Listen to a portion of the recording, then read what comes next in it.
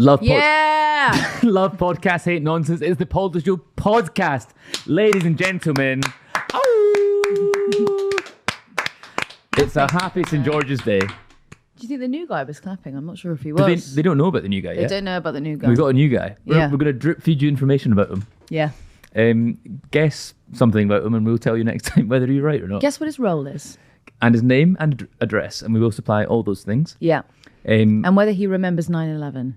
That is a good question. I'm going to guess no. He doesn't. Born Do you know after? why? Yeah. Born after 9/11. Born after the Iraq War? Yeah, he would have been, yeah. New guy. I think he was alive for Afghanistan. Was Afghanistan not first? Well, the withdrawal was a lot later though as well. Like a few years ago. No, yeah. you're right. Excuse me. sorry. Happy St. George's Day. Do you know what? Happy St. George's Day to you as well. Who's your favourite George? Clayton, our colleague. Okay. Who's yours? Galloway. If you're following George Clayton and George Galloway's politics, you can't really go wrong. How did you find PMQs today? Wasn't it dull? It was fucking awful. But it's not going to be dull on here because we're going to expand it. What we're actually going to do is sort of the main thrust of the questioning between Kemi Badenoch and Keir Starmer today was about the Supreme Court ruling that came through last week. What we're going to talk about is the main character of today, which is Rosie Duffield. Yes, that is a good point. Shall we do that first? Let's do the clip. Clip time. Out of the Labour Party simply foretelling the truth. Mr. Speaker, I've always approached this on the basis that we should treat everyone with dignity and respect, whatever their different views, and I'll continue to do so. And I'll tell you, Mr. Speaker, for why. Because when we lose sight of that approach and make this a political football, as happened in the past, then we end up with the spectacle of a decent man, and he was a decent man, the previous Prime Minister, diminishing himself at this dispatch box by making trans jokes whilst the mother of a murdered trans teenager watched from the public gallery just up there. That will never be my approach. My approach will be to support the ruling, to protect single-sex spaces and treat everybody with dignity and respect. And I believe there's a consensus in this House and the country for that approach. When the Prime Minister stayed silent last week, presumably waiting for what Morgan McSweeney thinks, on his WhatsApp groups, some of his closest ministers were plotting to overturn the Supreme Court decision. Labour MP after Labour MP stood up yesterday and challenged the ruling. How can we take his government seriously on this? Well, I think the WhatsApp group you should be worried about is the one of his shadow Justice Secretary. And Mr. Speaker, the mask has slipped just 1 week before the elections because the shadow Justice Secretary is not here.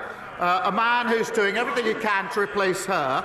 The man that most of them want as leader of their party has admitted that Reform and the Tories are working together.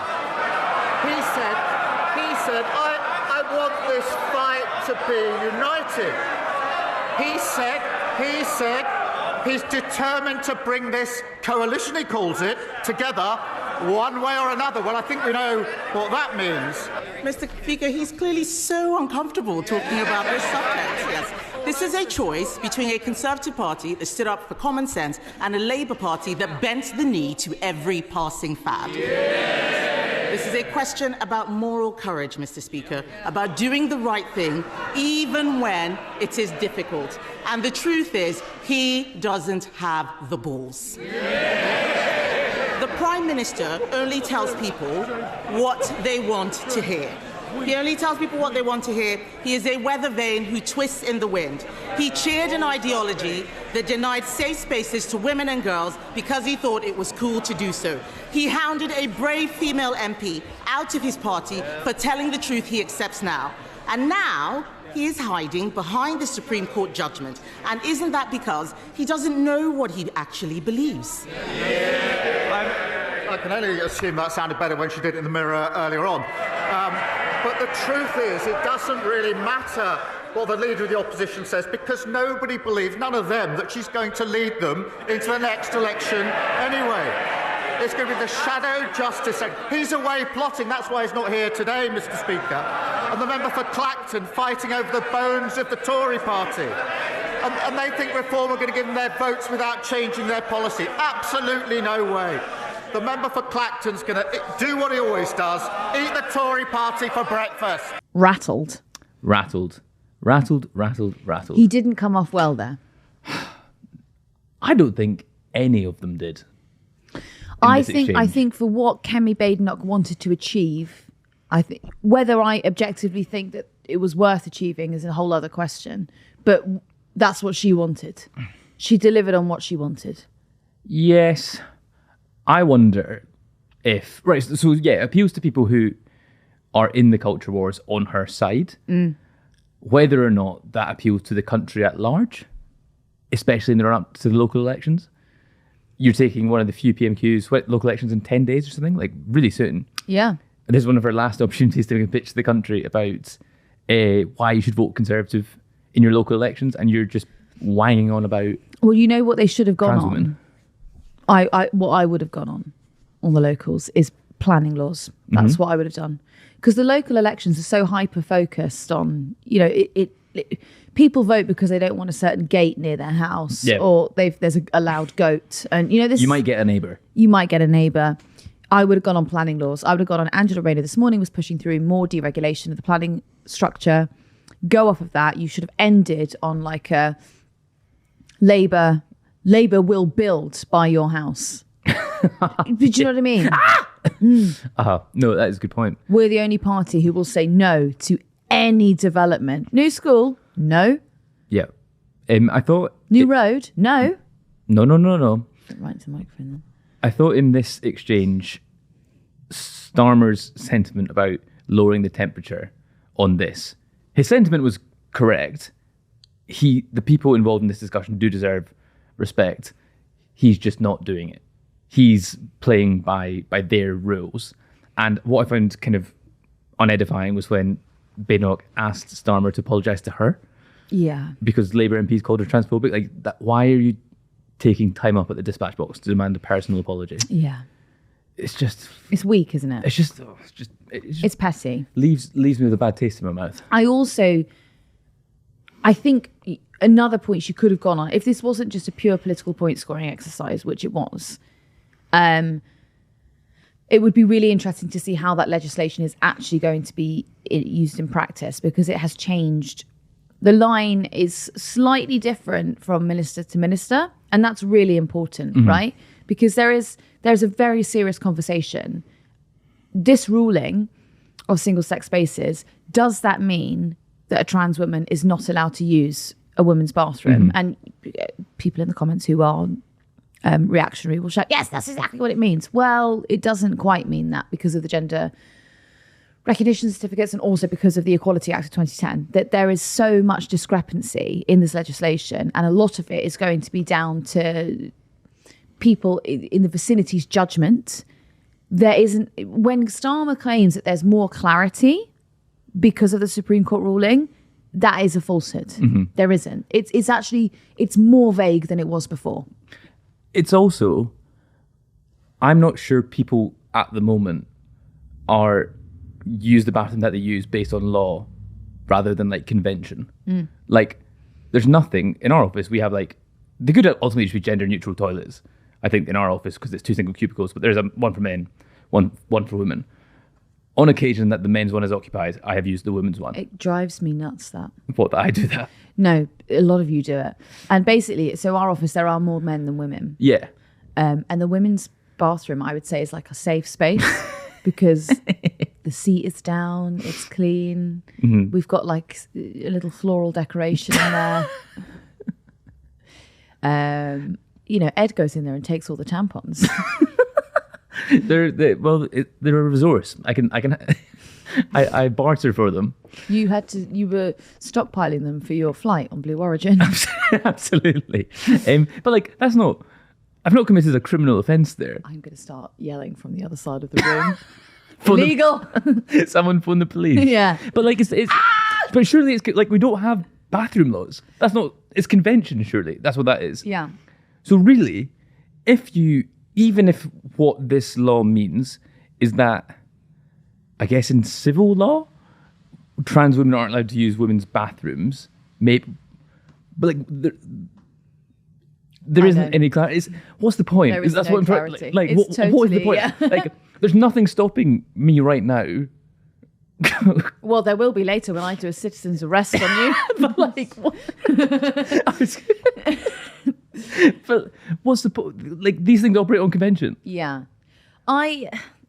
There's also, you know, if you go to the one great place to be a woman who needs to pee is at the football. Yes. Yeah. Because stadiums seem to have, well, the newer stadiums have equal number of men and women's toilets, Yeah. but there aren't that many. The gender split is not the same for spectators, No. right? So you'll go any single time you want, even at half time, just before the match, no problem. I'm pissing free. That's why we should take them back, boys. You should take You them heard back. me. It's convention. But when you go to, when you're in a pub, there is such a dearth of pubs that have like a reasonable women's toilet or like the correct number of cubicles Yeah. for like the number of people who are at the pub. Do you know what I'm talking Yeah, about? yeah. And there will be times where there's my local, there's 2 cubicles in there, and there's often, how many would you say around at the BGT? Probably you could have a lot of people in there. Yes. Yeah. Over 100? Way more than that. You're on like a busy Friday Yes. night, you know. 500. I think you do. I was exaggerating. I don't think you get 500. I think they do it out the back on a good summer's day and everything. Shall we call it an even 200? Okay, well, 2 cubicles are not enough, right? Basically, okay. No, wait, no, definitely not. Sometimes I will use the men's bathroom. It's an iPhone, the police on you. we're trapped in. We've got guns pointed at each other, Yeah. so that it's mutually assured destruction on our bathroom usage. The only problem that you have in there, you have to go and you have to get a male counterpart to go in and be like, "Is there anyone at the urinal?" Because I don't want to see it. You don't want me in there. Might make you shy. It would be more difficult to wee if a woman is listening. Yeah. Except when you're at home. Makes it less difficult to wee. Well, that's Easier. Then that's kink. I guess so. This is where you're. Not all weeing is water sports. No, that's what I was saying. Yes. Unless you're at home. That was the. No, but even at home, Even at home, some wee is just some people wee not for pleasure, really. just because they need it. Well, if you've got a UTI That's not very pleasurable. I don't know. or a kidney stone, Ouch. Ouchie wawa. So Badenoch made a brave stand and stood up for someone. the Right Honourable Member for Canterbury. Absolutely. What the bloody hell's going on there? Well, Badenoch actually sort of did a kind of. She sort of said that she was hounded out of the party. We're talking about Rosie Duffield here. She said that she was hounded out of the party because of her views on trans women, which I think is a falsehood. Mm-hmm. I would say that is rather disingenuous. And I thought, actually, we've been talking about Rosie Duffield for a while, but we haven't actually gone back over the sort of history of Rosie Duffield and why there was why there was animosity toward her in the Labour Party pre even her joining the sort of LGB alliance-esque Turf Town. sort of people, faction. I just want to take you back to 2017 because she's known as the Labour MP that pierced through the Tory stronghold there, right? Okay, so she was like the first MP, I want to say in over like 130 years, Labour MP to take the seat. I'm sure there's a nerd that can correct me if I'm wrong on that. Let us know, nerd. But all of this movement was really spearheaded by, there was this 8,000 student registrations, and the Conservatives were furious at the time. There was a huge tactical voting movement, and that was being pushed by various pressure groups. It was a national movement because it was the anti-Brexit vote, if you remember, in 2017. So during that election, the local Green candidate and the local Liberal Democrat candidate, who was Tim Walker, who actually probably had a good run at it there, both stood back. Sorry, I'm not talking about 2019. Excuse me. They both stood back to allow her to win the anti-Brexit vote. So in 2017, she was sort of selected. She was arguably a little bit parachuted in. A lot of the local union members have some rather disparaging things to say about the way that she was selected. They also say that the story that she gave in her initial interviews with Labour don't add up. She was pitching herself as this single mother who was on tax credits, who'd worked very, very hard. Turned out she was actually a teaching assistant who, had lost her job.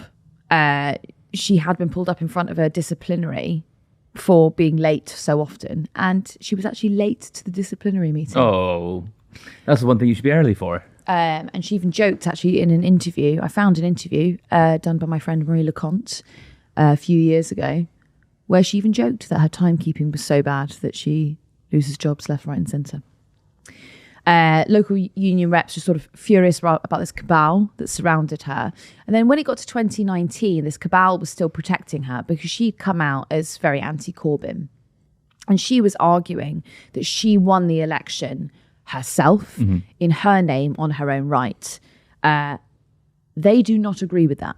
They had this Paint the Town Red campaign, which basically meant that everyone in the constituency was fly posting vote Labour, literature, just vote Labour, the traditional placard signs. She was claiming that actually they were Rosie Duffield signs. Right. And that's why she won the election.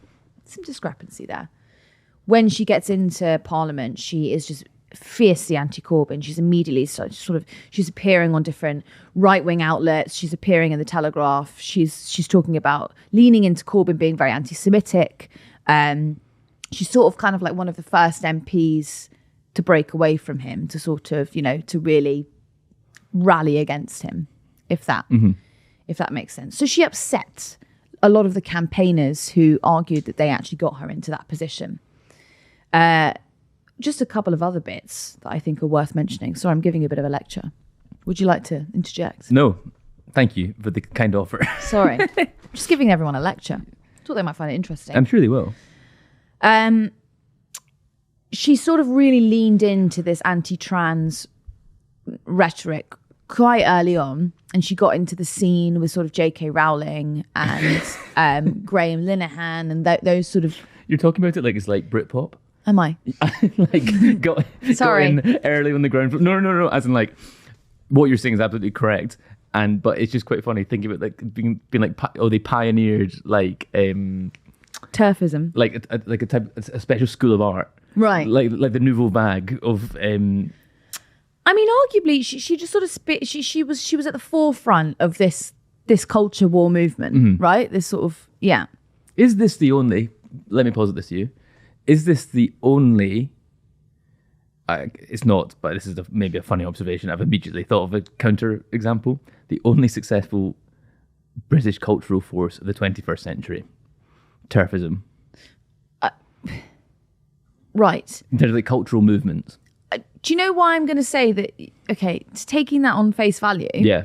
That is interesting. Yes. I've thought of a counter example. Well, I was just thinking it's a very successful right-wing coup. It shows that with cohesive, relentless, huge financial backing and, well, a lot of hysteria, madness can be achieved. Absolutely. What was your counter? Grime. Did he say grime? Yeah. It's popular. Okay. Who's more popular, Stormzy or Rosie Duffield? Stormzy. Not now. That was not grime. Yeah, but she's more popular than Stormzy. Yeah, but she's not like at the forefront of a new she British definitely cultural is movement. now, isn't she? After the McDonald's thing. Yeah. Okay. God, can up. Can we just go to McDonald's and get a Stormzy meal? Why can't? I would get a Rosie Duffield meal. Would you? What's in Rosie Duffield's McDonald's order? Mayo chicken, no mayo. Mayo chicken, no lettuce. Just a big thing of chicken. Fruit bag, water. She's definitely getting a bottle of water with the McDonald's. Yeah, I isn't think she? so. I actually do that. Yeah, so do I.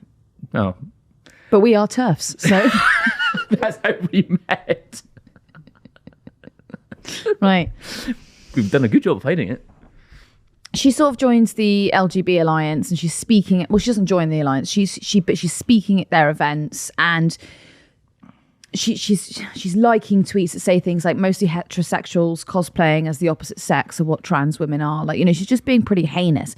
However, all of this is brought together with what I was originally talking about how the Labour left didn't like her because they felt she was working against the party. This is really brought into the spotlight when Eddie Izzard is running to be Labour MP, and Rosie Duffield, so stunning, so brave, comes out against her and just sort of says like,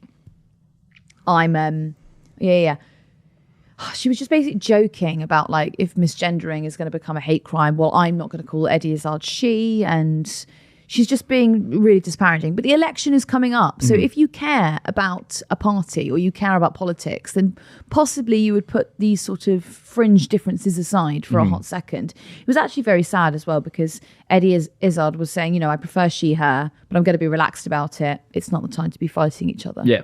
Eddie Izzard was picking her battles. It's just sad, really, isn't it? It's just like, leave her alone.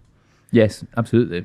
Anyway, when she left, wait, I've forgotten like a really great piece of information. Hit me with it. You might recall that she broke the lockdown rules. Did she? She did!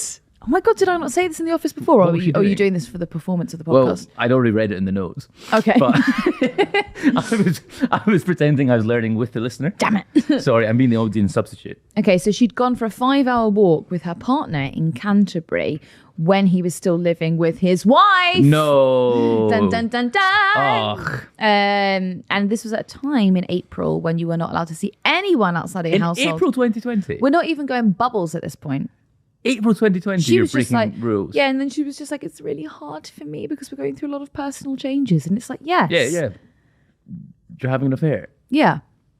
Well, I That mean, is hard. They might argue it's not because there was some separation or whatever, but in the eyes of the Lord. Which that is, you know, as a PoliticsJOE, divine law is above all. Only Papal Francisco would be able to tell us what happened on that 5-hour walk. No, he's not. No. The Pope isn't omnipotent. Omniscient. Omniscient? Yeah. Well, both. He's neither. And I know that's hard for you to hear, but we do need to be realistic about Catholicism at some point. I didn't hear it. I sort of blacked out. So is Rosie Duffield still a Labour MP? Well, before we get to that bit, just got one more little piece of information that I thought the listener might enjoy. How do I say this without sort of... Rosie Duffield was a difficult character. Right.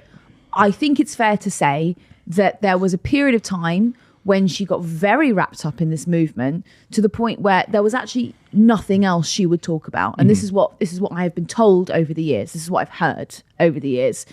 2 of her staffers left her office. The second staffer was female. She left the office citing her anti-trans views. It must be exhausting. If that's your like legislative priority and campaigning priority, and you are working in politics to kind of like do some good, then it must be frustrating. Yeah, particularly when you think about what Labour could have achieved in the area. Yeah. There was sort of like a lot of the people, I spoke to someone earlier who was a local union rep while her selection and while her campaign for 2019 was going on. And he was just telling me that like, we basically thought, all right, she's not going to be a particularly good national MP. She's not going to join in with Corbyn. She's going to be rather disparaging about the party, but she might be a good constituency MP. Yeah. And within 2 months they were like, nope. Anyway, so then she left the Labour Party. But not even for these not even for the reasons that Kemi Badenoch almost claimed she did. Why did she leave then? Well, she left because of she'd fallen out with Keir Starmer quite some time ago. She got really pissed off, by the way, when Natalie Elphicke Really? defected. Oh yeah. Yeah. She did. Because she was the only Kent MP, and she was saying that she thought she was all that because of it. Yep. And she used to complain that Keir Starmer didn't care about Kent. And then he goes down to Kent and gets Natalie Elphicke in. That was mental when he did that. So Keir Starmer's cruel and unnecessary policies lambasted the PM's managerial and technocratic approach to politics. She said the row over freebies handed to Starmer and his top team demonstrated that sleaze, nepotism and apparent avarice, is that how you say that? I've never said that out loud before. No, I think it's scale. a valiant attempt. She left the party in September, which means that all of those people who went out campaigning for her to get her re-elected in June, July, then lost their MP. She just sits as an independent. Yes. And then claims credit for stuff like this. But again, this is divisive. It's anti-party. And look, I'm not saying that MPs shouldn't be anti-party line. I think it's actually think at the time it was a right thing to say. Frustrating that was the person who had to say it. Yes, cool, because all the new Labour MPs weren't going to say it, were they? No, and I just, but it felt, I think in the context of what I've told you during this, God, I have been talking for a long time. I am sorry. That has it been 4 hours? No, it's like one of Sean's stories. In the context of what I've been talking to you about, it does sort of feel that there's this pattern of behaviour which is to splinter, fragment, and be destructive from the inside out. Yes. Rather than really believing with true... I mean, I'm pretty sure she doesn't believe that trans women are women, but rather than that being sort of the hill she'll die on, there seems to be an array of different ways that she just tried to splinter the Labour Party. Yeah, and now she's pissing on the tent from the outside. Well, she's not, because she hasn't even contributed yet. She'll probably have a statement later, won't she? I just find this... I was quite glad when I wasn't here to talk about this. Oh, sorry. No, but as in like, the whole To be fair, you haven't been allowed to talk here much either. So. It's the exact same. But I was quite, as in like, I just find it's such a dispiriting debate. Like, I disagree with the ruling. Like, I think the line we've taken as publisher is the absolutely correct one. Like, I just find it's, I don't know, it just makes me sad to think about it. This is like, you read the Times and it's just the only thing that's in the Times. It's like, you see like Joanna Cherry doing like victory laps. I just think it's just ugly politics. And like what Starmer just kind of approve of nothing, just like revealing that he doesn't think trans women are women. It's I'm gonna be the guy who quotes James Acaster, but it's like, do you know who needs another kick in the teeth? It's trans people. Like, what are you talking? Like, why are we doing this? It just sucks, to be honest. I've got a question for you. I've got an answer. Joanna Cherry. Yes. SNP. Yes. Was she sort of vanguard of the Yes movement, or the vanguard? Oh no, but I mean, was she interested in independence? Yeah. Yeah, absolutely, she was. Yeah. Why? Question. Answer. Supreme Court. Would that not be? Oh my God, I'm going to have so many Scottish people yelling at me in the comments if I've got this wrong. Is the Supreme Court not a foreign court to you? No. Are you sure? Yeah. You're making it because they're making a decision for everyone, right? But like, think about like the UK government has reserved like defence policy, okay, or whatever. So like anything that's reserved, it certainly wouldn't be foreign. Like even the Scottish, like a Scottish government that supports independence doesn't consider the UK government to be foreign.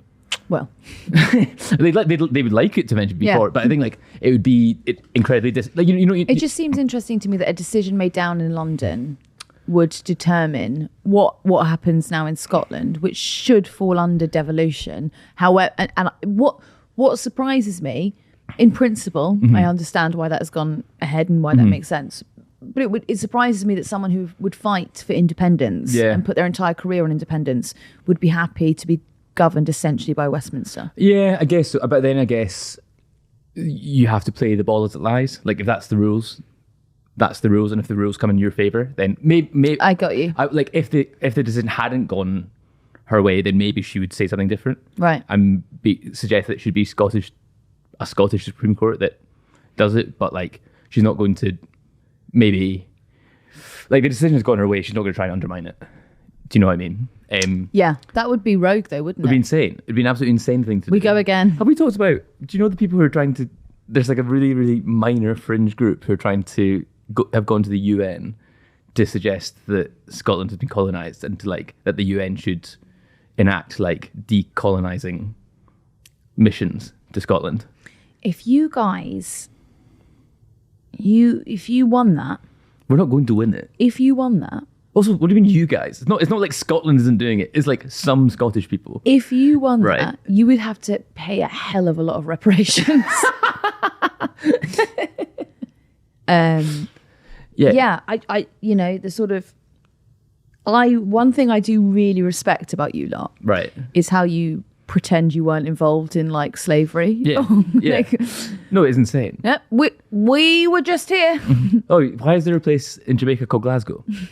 What an interesting coincidence. That's so weird. Why is there Jamaica Street in When Glasgow? you go over there, you're like, yep, they got us too, buddy. Going to like an ex-slave plantation in like Barbados and being like, we had them. Yeah. We had them. Oh, sorry, that was ours. We owned that. That's what I mean. That's what I mean. Oh, it's easy to forget. They're going to hate that. What was a bigger injustice against humanity? Scottish colonization of the Americas or being governed by Tony Blair? That's really funny. Well done. That's really... Who could possibly say? I couldn't pick. I couldn't pick what would be worse. If I had to pick, you'd have to cuff me. Absolutely. And we couldn't have that. Should we have another clip? Do we have clips? But I guess the former didn't have the Sure Start programme. So true. So true. It's the former. Do you ever worry that people could like write up what we're saying? I've given up a long time ago caring. Right. Because I know that there's some freak out there who's cut this shit down into pieces over the years. Yeah. I hope they don't. If you're doing that, please don't. I don't care. Okay. Do it, Ava. I've not got a lot to live for. That's not true. What am I living for? Your side have just won the LGBT thing. No, no tea. Sorry. No tea. Sorry, LGBT thing. No tea! Uh-huh. Shall we have another clip? Should we have another one? Yes. Do you want another one? Was that Davina? Yeah, it was. Roll clip. Mr. Speaker, unlike the Prime Minister, we had a funded programme at the election. And I'm disappointed with his reply, and I hope he'll actually visit some of these hospitals to see the urgent need for rebuilding. Mr. Speaker, at Merton Mead Farm in Oxfordshire last week, I saw world-class British beef farmers at work. Farmers want him to be careful in any trade deal with President Trump. They were let down by the Conservatives' appalling trade deals and worried that a bad US deal could see American agribusiness undercut them with inferior meat. So will the Prime Minister guarantee a vote in this House on any trade deal that he agrees with the United States? Yeah. Well, he raises a really important point of real interest and importance to farmers. We will negotiate, as he would expect, in the national interest and uphold the highest animal welfare standards. We are making progress on that, and then there'll be a process if a deal is reached. You were rather upset after that exchange, the initial exchange. What was my reaction? I've immediately forgotten. You said that Starmer's not tolerating Davy today, and that upset you. Did you say that? No. Who said that? Sean. So Sean said that. What did you think? I said exactly what Sean said. Yeah. It was less collegiate than I've seen Davy and Starmer be. Less kind of... Starmer seemed fed up with Davy. Maybe he's sick of all the FIFA I think he was challenges. rattled. Rattled? I think he was rattled from the exchange with Kemi. Yeah. I get that. It's not... Rattled. It's not a particularly... And that kind of set the tone for PMQs, which did suck. I can't emphasise enough how boring it was. And I didn't think anyone came out of it. That's great. That well. So if you haven't watched the highlight reel, you won't now. Not my problem. No. It did suck. I think it sucked because it's so self-serving at the moment.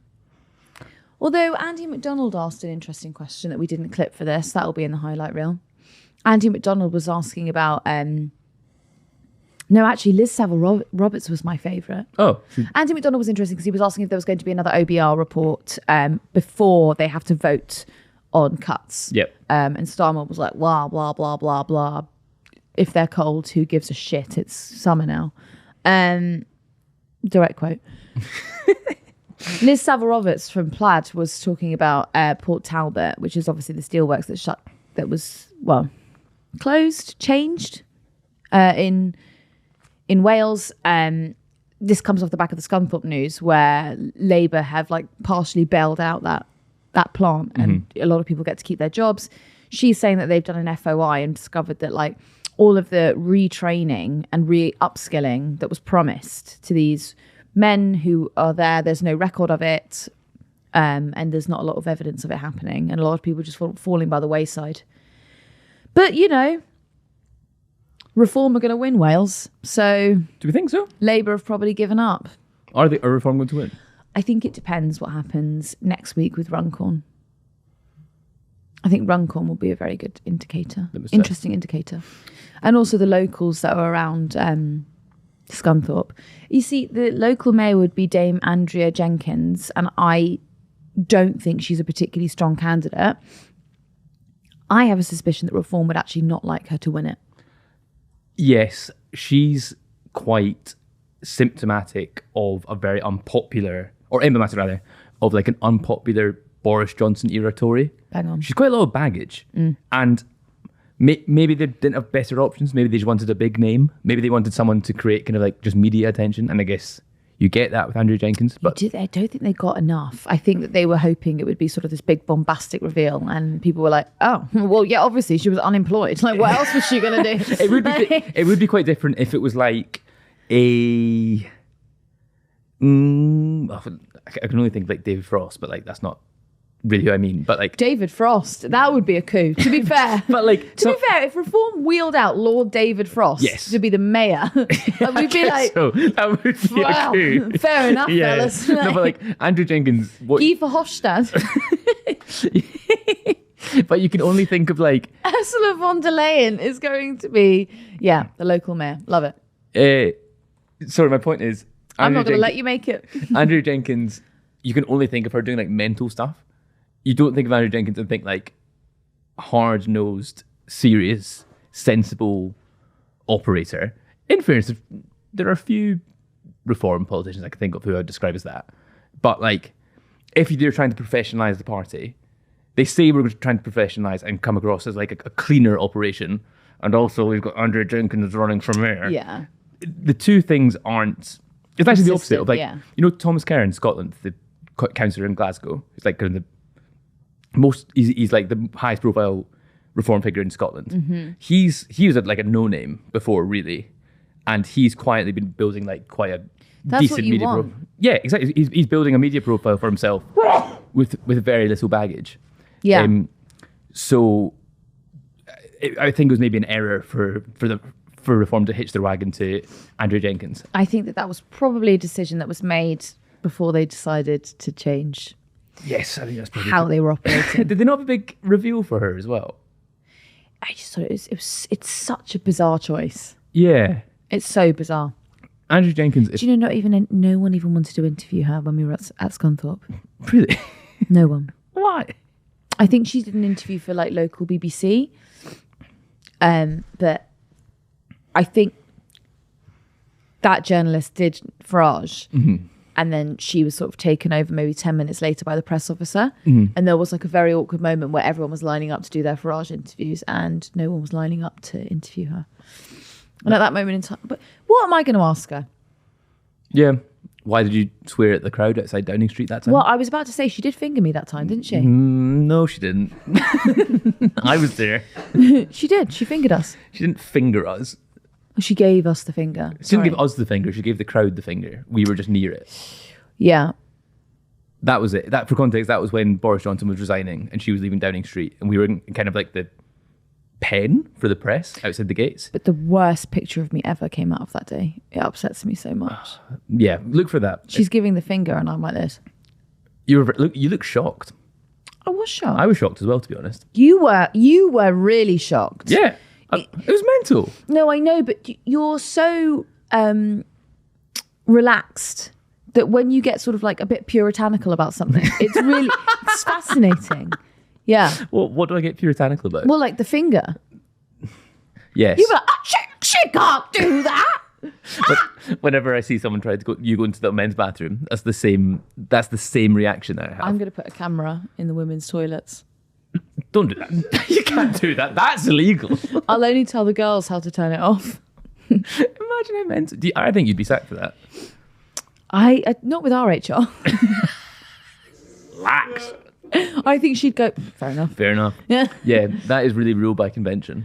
I'm just kidding. Meg's great. Was there anything else you wanted to cover? Oh, should we briefly mention that John Swinney is trying to squeeze the far right out of Scotland? Oh, you mentioned it now. Thank you very much for listening. No, tell us. John Swinney has convened a meeting of political figures and people from civic life in Scotland to discuss how best to make sure the far right do not gather ground in Scotland, which I think is interesting. Thomas Kerr, the Reform councillor who I mentioned just previously, was making quite a disingenuous show of asking why Reform weren't invited. And it's like, well, I think they're talking about you, pal. I think that's what the problem is. I'm not convinced on that line. Well, my line? No, that line. I need to look at it more about who was invited. But immediately, what comes to mind is I think of the sort of like a lot of the Brexit, a lot of the worst polluting of our politics came out after Brexit, and that was driven by Conservatives. So I'm not convinced that Reform are like the sort of be all and end all of the problem. Do you know what I mean? Of that. There's certainly downstream of that. Basically, I think his intention. Who was the who was the one who did the go home vans? Who was the one who did Windrush? Do you know what I mean? It was that was the Conservatives. The maddest thing is, Ed, the maddest thing. Theresa May had a stronger immigration policy than Nigel Farage does. Prove me wrong. Prove you wrong. How many people has Nigel Farage personally deported? Well, he's not been in government. And how many has Theresa May deported? Right.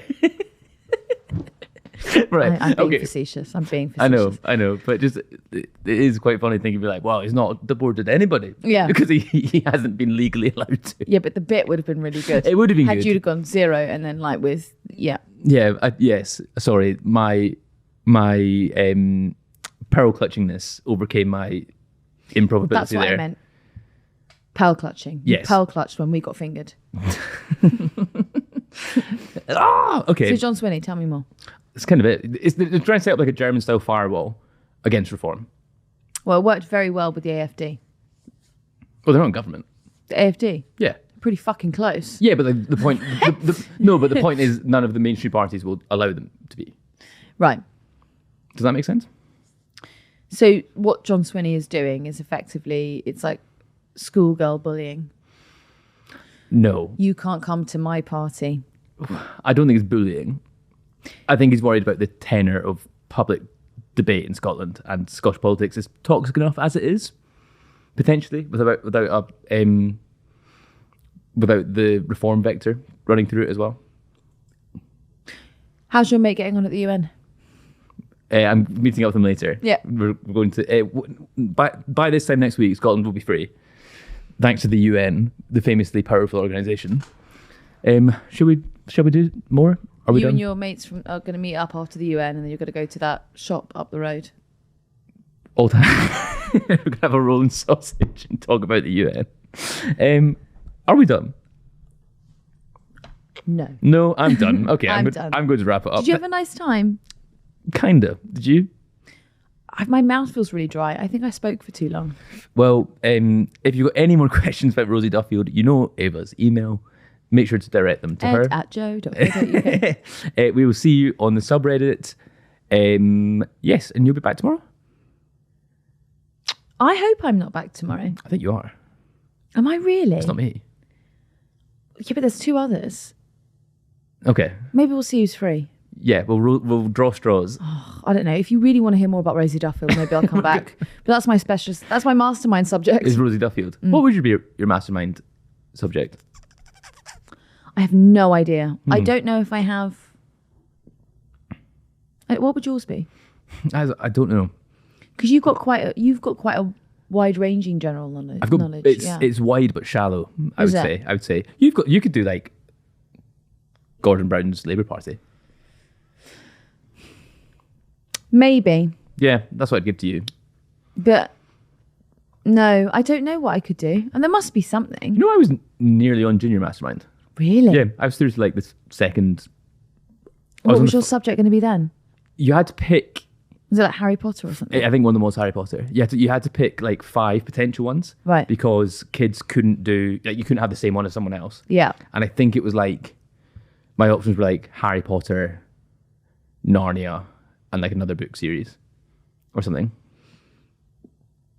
What was the other book? You liked that Lemony Snicket, no? I did like Lemony Snicket, yeah. But not to the extent I could have done Junior Mastermind about it. I loved those books. They were great, weren't they? The TV series is good as well. I never watched that. That was good. I liked it. Was that on ITV? No, it was on Netflix. Netflix? Yeah. Oh, it wasn't when we were kids. No, there was a movie. There was a movie that I think was on ITV quite a lot. Right. So were you a BBC or an ITV family? I would say both. Really? I don't think we did one or the other. Like we watched Strictly Come Dancing and X Factor. Did you? Yeah. What were you? An ITV family. Were you CITV over CBBC? Yeah. Oh, I'd be CBBC. And apart from EastEnders, but we weren't really allowed to watch that. Really? No, my dad hated it. Oh, fair. My dad would be like, turn them fuck on. Yeah. I think it reminded him too much of my mum's family. He was like, get him off! Okay, thank you everyone for listening. Yeah. We'll see you on the subreddit. Let us know which Lemony Snicket book is your favourite. You know about Rosie Duffield? Yeah, it's great to yawn on a podcast. Thank you for that. Great radio. Yeah. Because this has been exemplary throughout, and that was the only issue. We went 3 minutes longer than we needed to, really, didn't we? Yeah. We could have called it 3 minutes ago. Well, we're going to call it now. Think about what we could have done in 3 minutes. Absolutely. Leave us suggestions. How many people could Andrea Jenkins have fingered in that time? At least 2, anyway. Or 10. She's got 10 fingers. So. And 10 toes. 10 toes. That's towing. Thank you everyone for listening. Bye-bye.